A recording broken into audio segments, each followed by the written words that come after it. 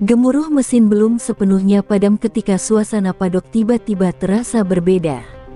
Di antara deretan garasi yang biasanya riuh oleh tawa mekanik dan instruksi teknis, ada keheningan aneh yang menyusup perlahan. Beberapa kepala menoleh, beberapa suara terputus di tengah kalimat. Seolah ada sesuatu yang tak terlihat baru saja melewati lorong sempit itu, sesuatu yang berbahaya. Veda Ega Pratama berdiri di depan garasi Honda, helm masih di tangan, keringat belum mengering dari balapan sebelumnya. Tatapannya tajam, namun pikirannya tak sepenuhnya ada di lintasan. Ia tak menyadari bahwa dari balik bayangan garasi seberang, sepasang mata memperhatikannya dengan intens, bukan sebagai rival, melainkan sebagai target. Di sudut lain padok, dua pria berpakaian netral berbicara pelan. Tak ada logo tim, tak ada warna khas. Namun nada suara mereka dingin dan penuh perhitungan. Nama Veda terucap lirih, diikuti kalimat yang membuat udara terasa berat. Jika kita tak bergerak sekarang, Honda akan menguncinya selamanya. Honda merasa aman. Mereka percaya ikatan emosional, sejarah pembinaan, dan janji masa depan sudah cukup untuk menjaga Veda tetap di jalurnya.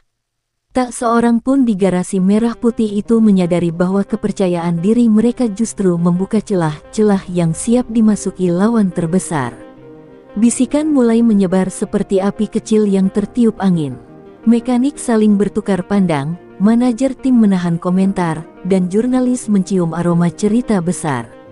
Kata KTM belum disebutkan secara terbuka, namun bayangannya sudah terasa menghantui setiap sudut padok.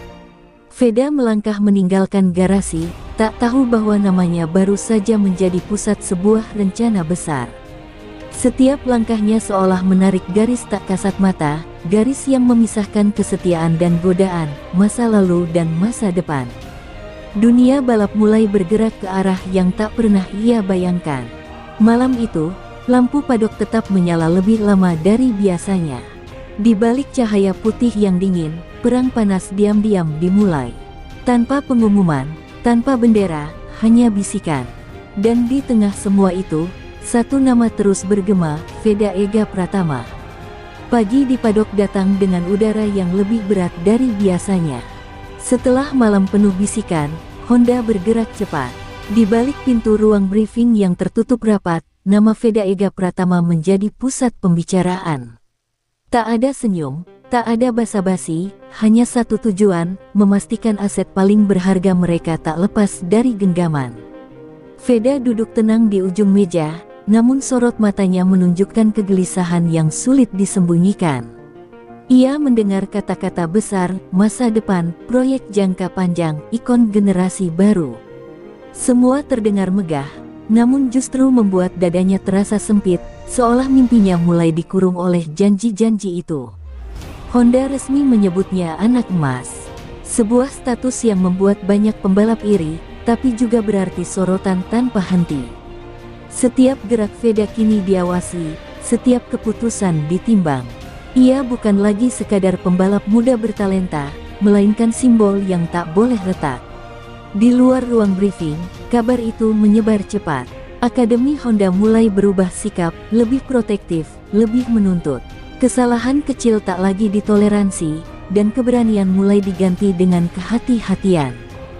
Veda merasakannya, kepercayaan itu perlahan berubah menjadi tekanan. Sementara itu, dari kejauhan, KTM menyimak dengan senyum tipis. Langkah Honda justru menguatkan keyakinan mereka. Seorang analis KTM berbisik, mereka menahannya terlalu keras. Anak itu butuh ruang, bukan sangkar. Api yang semalam menyala kini menemukan bahan bakarnya. Di lintasan latihan, Veda memacu motornya lebih keras dari biasanya. Setiap tikungan ia lalui dengan agresi yang tak lazim, seakan ingin membuktikan sesuatu kepada timnya, kepada dunia, atau mungkin kepada dirinya sendiri. Catatan waktu bagus, tapi wajahnya tak menunjukkan kepuasan. Saat matahari condong ke barat, satu hal menjadi jelas, Honda telah menancapkan bendera kepemilikan. Namun di balik kilau status anak emas, ada retakan kecil yang mulai terbentuk. Dan di dunia balap, retakan sekecil apapun bisa menjadi pintu bagi perang yang lebih besar. Sementara Honda sibuk menguatkan cengkeramannya, di markas sementara KTM dekat sirkuit, suasana justru dingin dan senyap. Lampu ruangan redup, hanya layar besar yang menyala, menampilkan ulang setiap lap Veda Ega Pratama. Tak ada sorak, tak ada komentar emosional, hanya tatapan tajam dan hitungan angka. Grafik telemetri bergerak naik turun seperti denyut jantung. Sudut pengereman, bukaan gas, hingga cara Veda menyelamatkan motor di tikungan sulit, semuanya dianalisis dengan detail kejam. Seorang teknisi akhirnya memecah keheningan, dia menutupi kelemahan motor dengan insting. Ini bukan hasil didikan semata. KTM sadar mereka tak hanya melihat pembalap cepat, tetapi karakter langka. Veda tak sekadar patuh pada paket teknis, ia berani melawan keterbatasan. Dalam dunia balap modern yang serba data, naluri seperti itu adalah emas dan Honda memilikinya sekarang. Namun data lain juga berbicara. Grafik konsistensi menunjukkan lonjakan aneh, seolah Veda sedang memacu dirinya melewati batas normal. Seorang analis menunjuk layar dan berkata pelan, tekanan. Anak ini sedang ditekan, dan tekanan selalu menciptakan celah. Keputusan pun mulai mengerucut. KTM tak ingin sekadar mengamati. Mereka membutuhkan pendekatan yang rapi, senyap, dan tak bisa dilacak. Satu kesalahan saja bisa memicu perang terbuka terlalu dini, dan mereka belum siap membakar jembatan. Di sisi lain padok, Veda berjalan sendiri menuju motorhome. Sorak fans terdengar samar, namun pikirannya berkecamuk. Ia merasa diperhatikan dari segala arah, seperti bidak catur yang sedang dipindahkan oleh tangan-tangan tak terlihat. Malam itu, laporan KTM dikirim dengan satu kalimat penutup yang tegas, target layak diambil. Risiko tinggi, hasil sepadan. Analisis telah selesai. Kini, permainan sebenarnya akan dimulai. Hujan tipis turun saat malam menelan area sekitar sirkuit. Lampu jalan memantul di aspal basah, menciptakan bayangan panjang yang seolah menyembunyikan rahasia. Jauh dari keramaian padok, sebuah hotel kecil menjadi saksi awal langkah paling berani KTM, langkah yang bisa memicu perang terbuka. Di sudut lobi yang hampir kosong, seorang pria duduk dengan jaket polos berwarna gelap.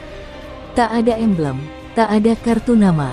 Wajahnya tenang, namun matanya menyimpan perhitungan dingin.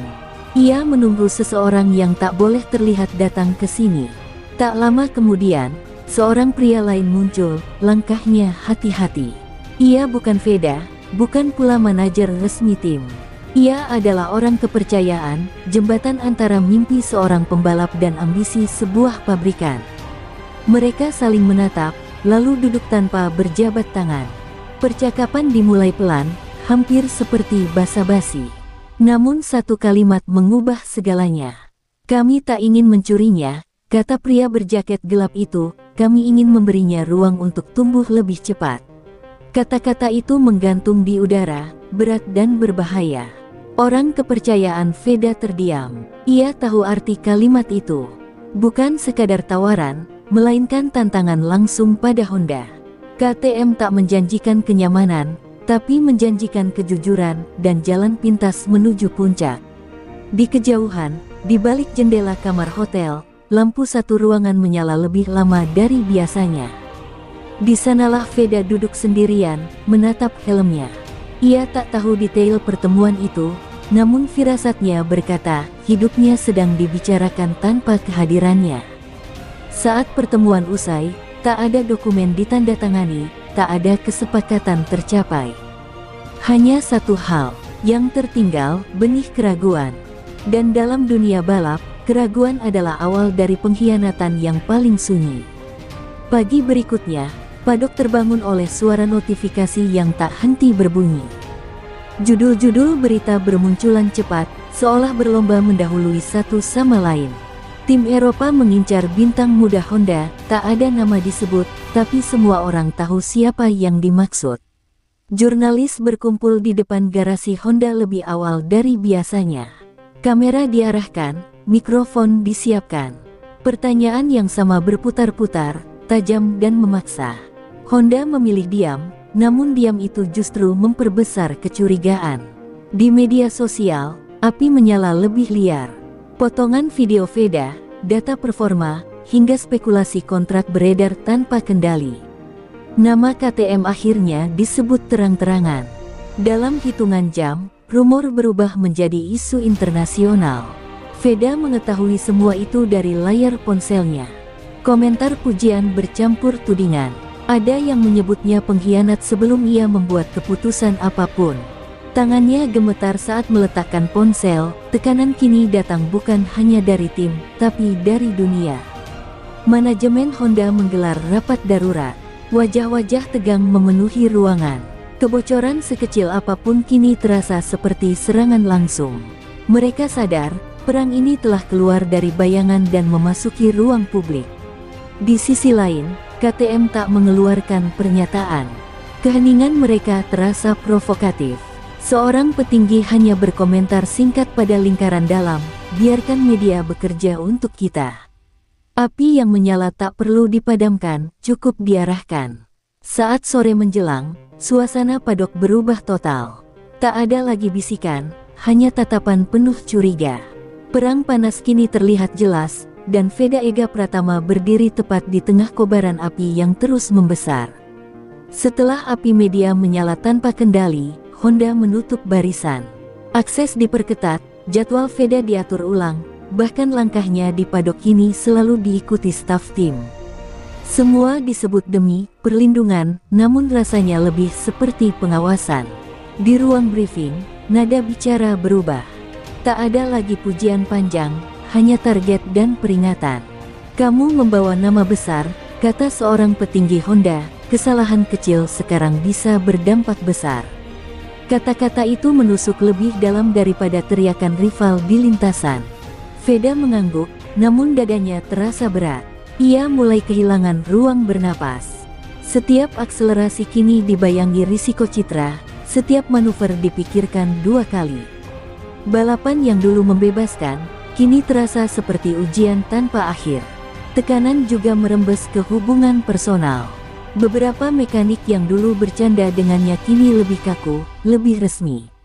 Seolah ada garis tak tertulis yang memisahkan Veda dari timnya sendiri. Status anak emas berubah menjadi tembok sunyi. Di balik semua itu, pesan singkat masuk ke ponselnya dari nomor tak dikenal. Tak ada nama, hanya satu kalimat, tekanan bukan tanda kepemilikan, tapi tanda ketakutan. Veda menatap layar lama, tahu persis dari arah mana pesan itu datang. Di lintasan latihan sore hari, agresivitasnya kembali muncul, lebih mentah, lebih nekat. Catatan waktunya cepat, tapi hampir saja ia terjatuh di tikungan terakhir. Garasi Honda terdiam, antara lega dan cemas. Malam itu, Veda duduk sendirian di motorhome, helm tergeletak di lantai. Ia sadar satu hal pahit, perang ini tak lagi soal KTM melawan Honda. Ini sudah menjadi pertarungan di dalam dirinya sendiri. Hari balapan tiba dengan langit mendung, seolah ikut menanggung beban yang menggantung di kepala Veda. Sorak penonton menggema, namun terasa jauh, teredam oleh degup jantungnya sendiri. Saat ia mengenakan helm, dunia menyempit, tinggal lintasan dan pikirannya yang penuh pertanyaan. Lampu start menyala satu persatu. Di detik-detik terakhir sebelum padam, Veda teringat semua tatapan, semua bisikan, semua tekanan yang menjeratnya.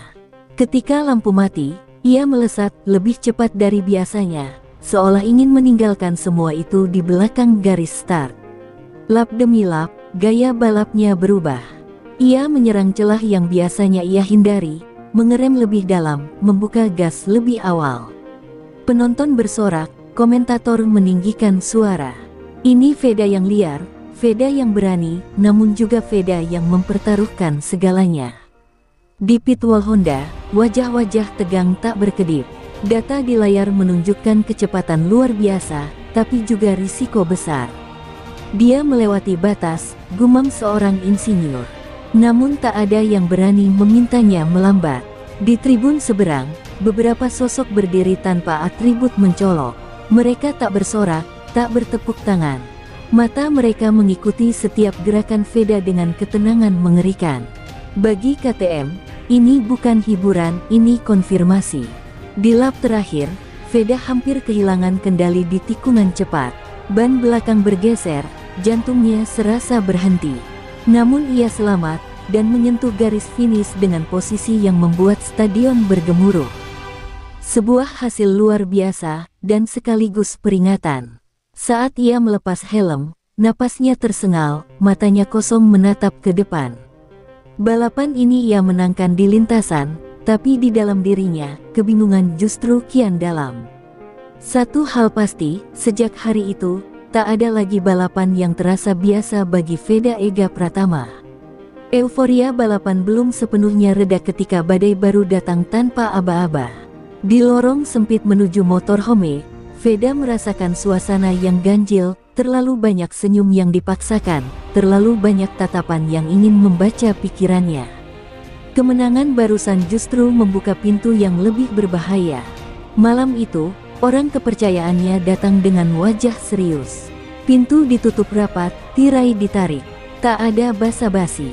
Sebuah map hitam diletakkan di meja kecil, seolah benda itu punya berat lebih dari sekadar kertas di dalamnya. Tawaran KTM akhirnya terbuka sepenuhnya. Jalur cepat menuju kelas atas, peran sentral dalam proyek besar, dan satu kalimat yang membuat Veda terdiam lama, kami membangun motor untuk pembalap, bukan pembalap untuk motor. Kata-kata itu menghantam tepat di titik terlemahnya. Tak ada angka disebut keras-keras, namun nilainya terasa mengguncang. Bukan sekadar soal uang, tapi soal kepercayaan. KTM tak menjanjikan kenyamanan, melainkan pertaruhan dan menempatkan Veda sebagai porosnya. Veda menatap map itu tanpa menyentuhnya. Di kepalanya, wajah-wajah dari Akademi Honda bermunculan, orang-orang yang membesarkannya, tapi juga yang kini menekannya. Ia terjebak di antara rasa terima kasih dan hasrat untuk bebas. Di luar, hujan kembali turun. Suaranya memukul atap motorhome seperti hitungan mundur. Setiap detik berlalu terasa semakin sempit, seolah waktu ikut memaksa jawaban. Saat orang kepercayaannya pergi, map hitam itu tetap tertinggal di meja. Veda duduk diam di hadapannya, sadar satu hal mengerikan, hidupnya baru saja berubah, bahkan sebelum ia membuka halaman pertama. Kabar tentang tawaran besar itu tak pernah benar-benar rahasia di padok.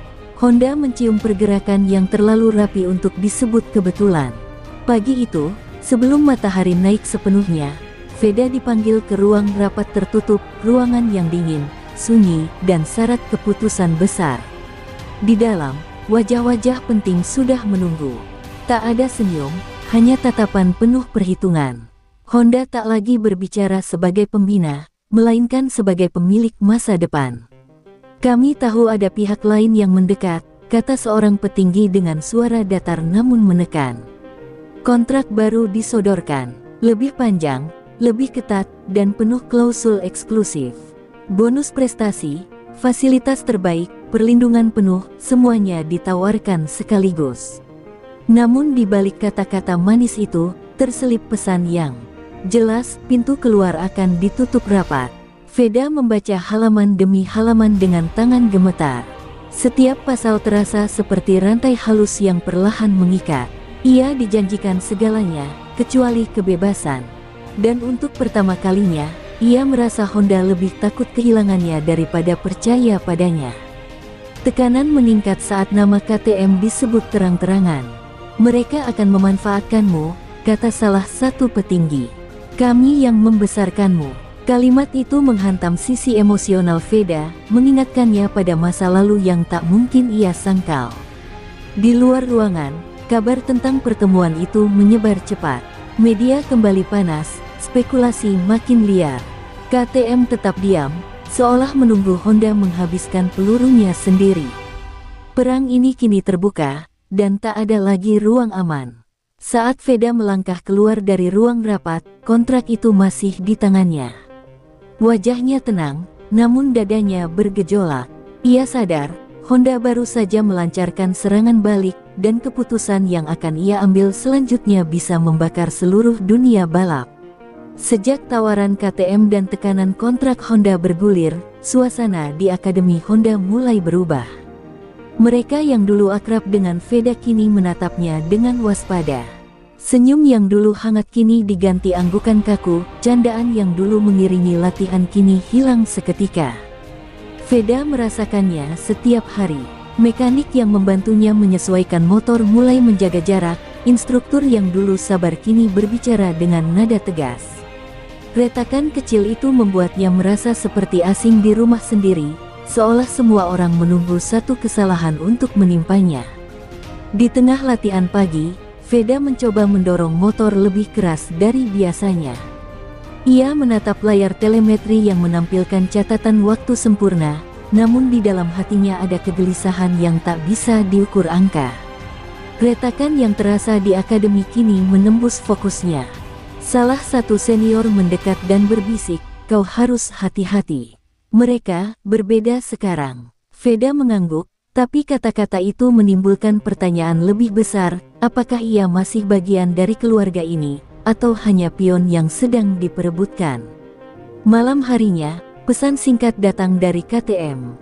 Sekali lagi, hanya satu kalimat, "Kebebasan bukan sesuatu yang diberikan, tapi diambil." Veda menatap layar ponsel lama, merasakan ketegangan antara loyalitas dan ambisi yang semakin tajam. Akademi yang dulu menjadi tempat belajar kini terasa seperti jebakan halus. Setiap saran teknis, setiap komentar, bahkan setiap senyum kini terasa mengandung maksud terselubung. Dan Veda sadar, perang ini tidak hanya di padok, tapi juga di ruang yang seharusnya menjadi rumahnya. Di kamarnya, Veda duduk termenung di depan helmnya. Retakan di akademi bukan sekadar jarak fisik, tapi peringatan bahwa dunia yang ia kenal bisa runtuh setiap saat. Ia tahu, langkah berikutnya harus dipikirkan dengan hati dan kepala, atau semuanya bisa hancur. Malam itu, sirkuit sudah sunyi. Lampu-lampu padok meredup, meninggalkan bayangan panjang yang menari di dinding motorhome. Veda duduk sendiri, menatap helmnya yang tergeletak di lantai. Semua suara dari dunia luar seolah sirna, meninggalkan ruang kosong yang membuat pikirannya semakin berat. Ia membuka ponsel, membaca ulang pesan singkat dari KTM, "Kebebasan bukan sesuatu yang diberikan, tapi diambil." Kata-kata itu bergema di kepalanya. Tawaran, ancaman terselubung, dan janji Honda semuanya bercampur, menciptakan pusaran yang sulit diuraikan. Veda menatap foto-foto masa lalunya, latihan pertama di akademi, senyum mekanik yang dulu hangat, podium pertama yang membuat hatinya berdebar. Semua itu terasa jauh, seolah hidup lamanya sudah dimodifikasi oleh tangan-tangan tak terlihat. Ia mencoba menenangkan diri dengan berlatih simulasi di kepala, memutar ulang tikungan-tikungan sirkuit, mengingat strategi yang pernah ia kuasai. Namun setiap langkah yang ia rencanakan selalu diiringi pertanyaan, apakah aku melangkah untuk diriku sendiri, atau hanya untuk orang lain? Jam terus berdetak, hujan di luar masih turun perlahan. Di lorong-lorong motorhome, bayangan masa depan terasa begitu nyata, menekan lebih berat daripada mesin yang pernah ia pacu. Veda menyadari satu hal, keputusan besarnya harus dibuat sendiri, tanpa ada yang bisa menggantikan beban itu. Ia menulis catatan panjang di buku harian kecilnya, menumpahkan semua keraguan, kemarahan, dan harapannya. Setiap kata seperti menenangkan sebagian jiwanya, namun di saat yang sama, menegaskan bahwa malam ini, jawaban belum datang. Saat lampu terakhir di padok padam, Veda duduk termenung dalam diam. Malam tanpa jawaban itu bukan sekadar waktu kosong, tapi panggung pertama pertarungan batin yang akan menentukan siapa dirinya sebenarnya, anak emas Honda, atau pion yang siap mengambil risiko untuk kebebasan. Pagi itu, dunia balap terguncang. Dokumen kontrak, rahasia yang seharusnya terkunci rapat di lemari Honda, tiba-tiba bocor ke publik. Layar ponsel Veda dipenuhi notifikasi, judul berita, dan spekulasi liar. Kata KTM muncul jelas, membuat setiap mata di padok menatapnya dengan rasa ingin tahu yang menakutkan. Veda merasakan detak jantungnya meningkat. Ia belum membuat keputusan apapun, namun tiba-tiba berada di pusat badai yang tak bisa ia kendalikan. Setiap rumor yang beredar seperti pisau yang mengiris kepercayaan, loyalitas, dan reputasinya sekaligus. Di garasi Honda, suasana menjadi tegang. Manajemen menggelar rapat darurat, wajah tegang menatap layar monitor. Mereka menyadari satu hal, kebocoran ini bisa meruntuhkan strategi yang sudah disusun bertahun-tahun. Ancaman KTM kini tak lagi terselubung, itu nyata dan terbuka. Media internasional menyerbu, kamera, mikrofon, dan pertanyaan-pertanyaan provokatif terus mengalir. Bahkan komentator balap pun berspekulasi tentang masa depan Veda. Setiap kata yang keluar terasa menambah tekanan, membuatnya seolah berjalan di atas kawat yang tipis dan licin. Di sisi lain, KTM tetap diam. Mereka membiarkan badai itu menghantam Honda, tahu bahwa tekanan publik bisa menjadi senjata paling efektif. Seorang petinggi KTM hanya tersenyum tipis di ruang kontrol, menatap layar penuh data balap Veda. Sekarang permainan dimulai, gumamnya. Veda duduk sendirian di motorhome, menatap dokumen bocor yang tersebar di internet. Rasa cemas bercampur marah dan bingung.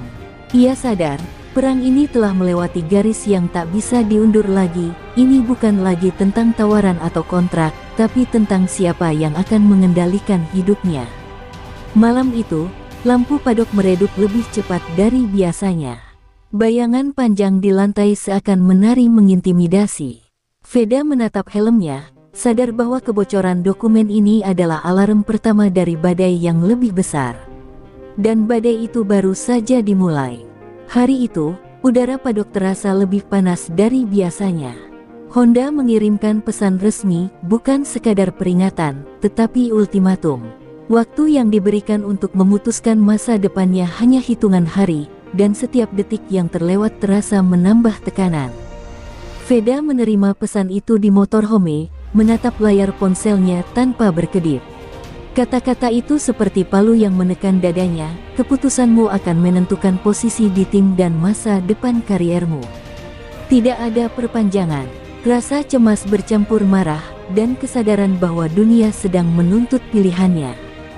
Di sisi lain padok, KTM tetap menunggu dengan tenang. Tawaran mereka tak berubah, hanya semakin mengundang. Mereka tahu, ultimatum Honda justru menambah ketegangan yang bisa dimanfaatkan. Setiap detik yang berlalu membuat Veda semakin sadar bahwa ia berdiri di persimpangan berbahaya. Veda menatap kontrak Honda yang masih tersusun rapi di mejanya. Bonus, fasilitas, dan janji masa depan tercetak jelas, namun di balik semua itu ada garis halus yang mengekang kebebasannya. Ia merasa terjebak, seperti bidak catur yang harus dipindahkan oleh orang lain. Malam menjelang, bayangan-bayangan di padok terasa panjang dan menekan. Setiap langkahnya di motorhome seperti gema dari keputusan yang belum dibuat. Ultimatum ini bukan sekadar kata-kata, ini adalah perang psikologis yang nyata. Veda menulis catatan di buku hariannya, menumpahkan semua kebingungan, ketakutan, dan keraguan. Ia sadar satu hal, pilihan ini bukan hanya soal tim atau kontrak, tapi tentang siapa ia sebenarnya dan bagaimana ia ingin mengukir jalan hidupnya. Saat lampu terakhir di padok dimatikan, Veda duduk diam, menatap helmnya. Ultimatum itu tetap menggantung di udara, seperti bayangan yang tak bisa dihindari. Dan ia tahu, apapun yang dipilihnya, perang ini belum berakhir, ini baru babak paling menentukan. Hari balapan yang menentukan akhirnya tiba. Sirkuit dipenuhi gemuruh penonton, namun bagi Veda, semua terasa hampa. Lampu start seakan menyorot langsung pada dirinya, menegaskan tekanan yang membebani setiap detik sebelum ia melesat. Saat lampu padam, Veda melesat dengan agresi yang berbeda dari sebelumnya. Setiap tikungan ia lalui dengan kalkulasi nyaris berbahaya. Ia tidak hanya balapan untuk podium, ia balapan untuk membuktikan siapa dirinya di tengah badai tawaran, ultimatum, dan harapan semua pihak. Di pitwall Honda, tim menahan napas. Data menunjukkan kecepatan luar biasa, namun risiko jatuh tinggi. Mereka tahu Veda sedang menembus batas, bukan hanya fisiknya, tetapi juga mentalnya.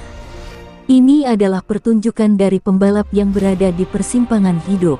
Di tribun, beberapa sosok menonton diam, tanpa sorak. KTM tetap tenang, mencatat setiap detik, setiap manuver. Bagi mereka, balapan ini bukan soal kemenangan tim, tapi tentang melihat calon bintang mereka di bawah tekanan nyata, dan Veda melakukannya dengan sempurna. Lap terakhir tiba, ban hampir habis, napas memburu, tetapi Veda tetap fokus. Tikungan terakhir adalah penentu. Ia menekan motor hingga batas, nyaris kehilangan kendali, namun berhasil melewati garis finish dengan posisi yang membuat seluruh padok terdiam sekaligus kagum. Saat ia melepas helm, wajahnya basah oleh keringat, namun mata Veda kosong dan jauh.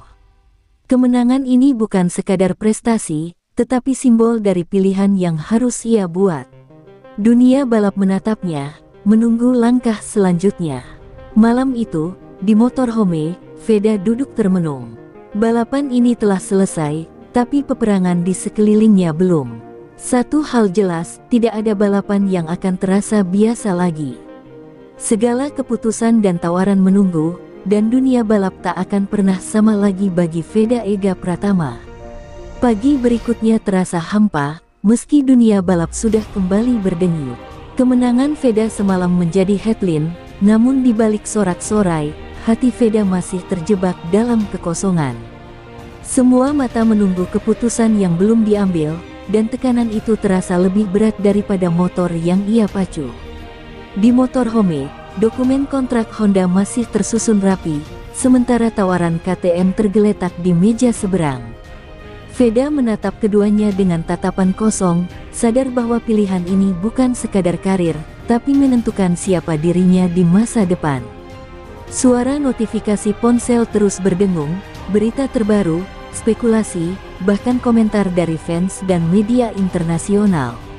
Semua mencoba menariknya ke satu arah, namun Veda tahu jawaban itu harus datang dari dalam dirinya sendiri, bukan dari desakan luar. Honda menunggu loyalitasnya, KTM menunggu keberaniannya. Dan di tengah semua itu, Veda menyadari satu hal pahit, dunia balap tak peduli pada mimpi seorang pembalap muda. Mereka peduli pada hasil, peluang, dan kekuasaan. Ia menatap helmnya, seakan menantang dirinya sendiri. Api yang menyala sejak bisikan di padok, tawaran rahasia, tekanan kontrak, dan kebocoran dokumen kini membakar di dalam dada. Api itu tak bisa dipadamkan, hanya bisa diarahkan ke jalan yang akan ia pilih. Veda menulis beberapa kata di buku hariannya, keputusan ini milikku, bukan milik siapapun. Aku harus memilih siapa aku sebenarnya. Kata-kata itu terasa berat, namun juga menenangkan. Ia tahu, apapun yang terjadi, perang ini akan meninggalkan jejak yang tak bisa dihapus. Malam itu, lampu padok meredup, dan sirkuit kembali sepi. Namun api perang yang dimulai diam-diam beberapa minggu lalu masih membara di hati Veda. Masa depan menunggu, dan satu hal pasti, dunia balap tidak akan pernah sama lagi setelah Veda Ega Pratama mengambil langkahnya.